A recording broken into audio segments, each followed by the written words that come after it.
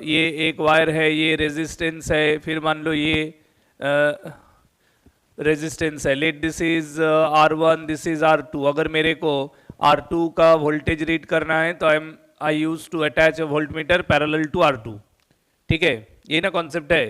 तो एक infinite resistance का वोल्टमीटर को पैरेलली कनेक्ट करने का, हाँ, an ideal voltmeter an ideal voltmeter an ideal voltmeter is connected an ideal voltmeter is connected parallel an ideal voltmeter is connected parallel to the resistance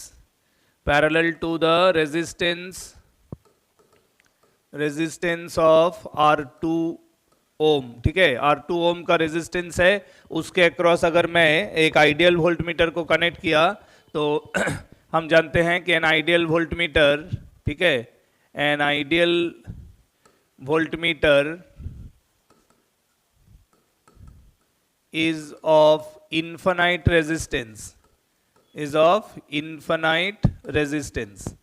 तो infinite resistance का जब हम ideal voltmeter लेते हैं तो बेसिकली होता क्या है, एडवांटेज क्या है, देखो यहां जो हमको मेन करंट आई है, मान लो ये जो मेन करंट आई R1 से हो क्या रहा, नॉर्मली हम जानते हैं कि current gets divided in 2 branches. ठीक है, तो जब एक आइडियल वोल्टमीटर होगा, अगर मैं प्राइमरीली इसको I1 और इसको I2 माने, तो फॉर आइडियल वोल्टमीटर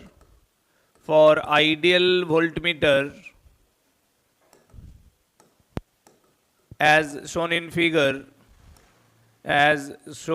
figure, ठीक है, तो जो वोल्टमीटर वाला ब्रांच में जो I1 करंट दिखा रहे हैं वो I1 टेंड्स टू 0, मतलब उसमें लगभग करंट नहीं फ्लो करेगा, नेग्लिजिबल।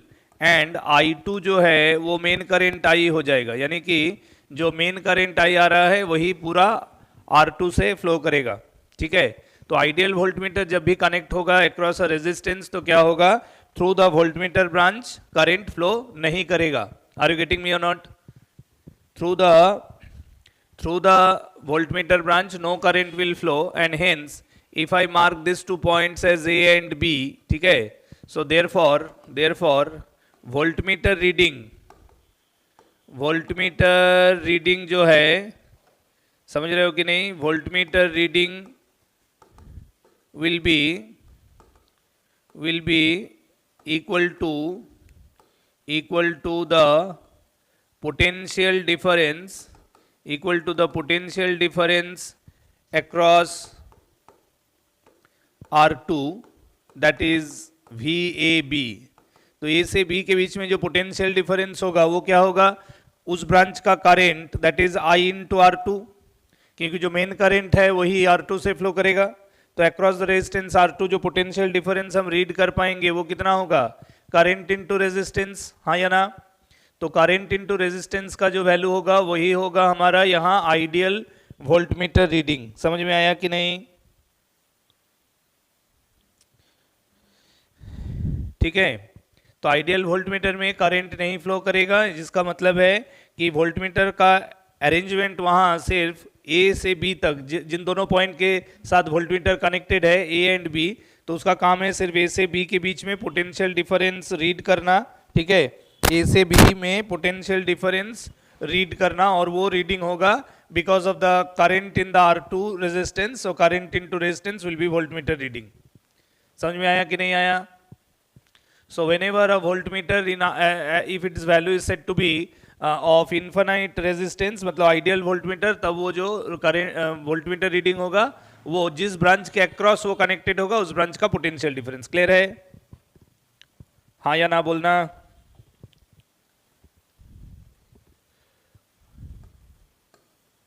अब मान लो अगर मैं इस तरह से एक रेजिस्टेंस को ले जाके दो और रेजिस्टेंस के साथ इस तरह से कनेक्ट कर लिया है ना, दो रेजिस्टेंस ऐसे है और यहाँ एक वोल्टमीटर कनेक्टेड है लाइक दिस, 3 पैरेलल ब्रांचेस जिसमें 2 ब्रांच में रेजिस्टेंस है। मान लो ये R1 है, इधर ये R2 है, ये R3 है।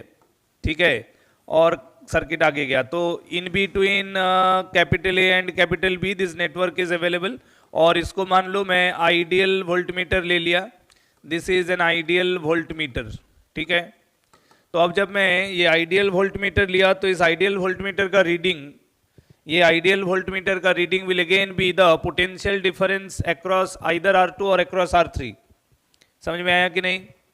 तो हम क्या कर सकते हैं कि यहाँ से जो करंट I फ्लो कर रहा है उस करंट का यहाँ थ्रू R2 एंड R3 दो ब्रांचिंग हो जाएगा। मान लो इस ब्रांच में करंट I1, इस ब्रांच में I2 ले लिया।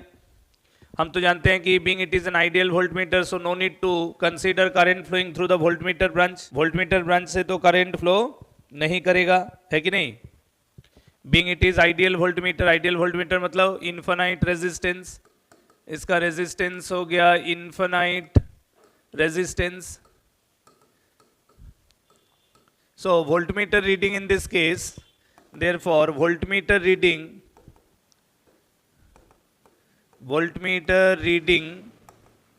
will be equal to VAB, कारण वोल्टमीटर A और B के बीच में कनेक्टेड है, ठीक है ना? तो जंक्शंस मैंने यहाँ मार्क किया A और B के बीच में वोल्टमीटर कनेक्टेड है, हाँ या ना?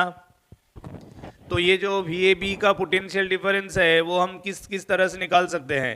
Either I can write down it is current into resistance I1 R2 वाला ब्रांच A से B कनेक्टेड है, तो R2 वाला ब्रांच में मैंने करंट I1 ले लिया तो तब वो हो गया I1 into R2, ठीक है? और VAB can be calculated by using the current in R3 branch, that is I2 into R3, ठीक है? और हम ये एक और काम कर सकते हैं, और अगर मान लो मेरे को इंडिविजुअली करंट I1 या I2 नहीं पता है, अगर निकाल लेते हैं या पता है तो तब हम दोनों में कोई भी जिस ब्रांच का करंट पता होगा उस ब्रांच का करंट इनटू रेजिस्टेंस करेंगे, पोटेंशियल डिफरेंस मिल जाएगा, ठीक है? लेकिन मान लो मेरे को इंडिविजुअली I1 या I2 नहीं पता है, इतना पता है कि मेन करंट I आके दो पैरेलल ब्रांच में स्प्लिट होगा, हाँ या ना?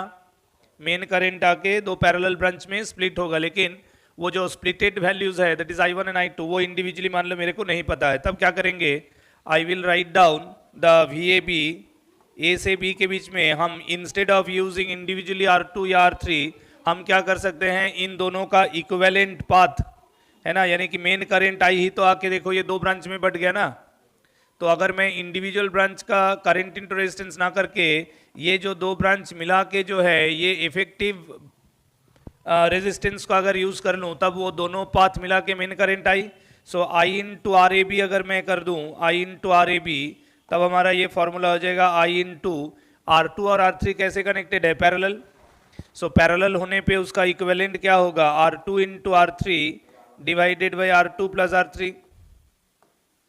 So there are three different ways we can calculate potential difference between 2 points, right, in between which we have added or connected one ideal voltmeter, ठीक है? तो जब भी दो पॉइंट के बीच में एक आइडियल वोल्टमीटर रहेगा और वही दो पॉइंट के बीच में इस तरह का दो पैरेलल रेजिस्टर्स रहेगा तब उन दोनों पॉइंट के बीच में पोटेंशियल निकालने का, पोटेंशियल डिफरेंस निकालने का हम आइदर इंडिविजुअल पाथ का पोटेंशियल डिफरेंस निकाल सकते हैं by using the current in those two branches, और अगर मेरे को ब्रांच करंट नहीं पता है या नहीं निकालना है तो हम मेन करंट का ही इस्तेमाल कर सकते हैं for the equivalent resistance of this two, that is this one. Clear है?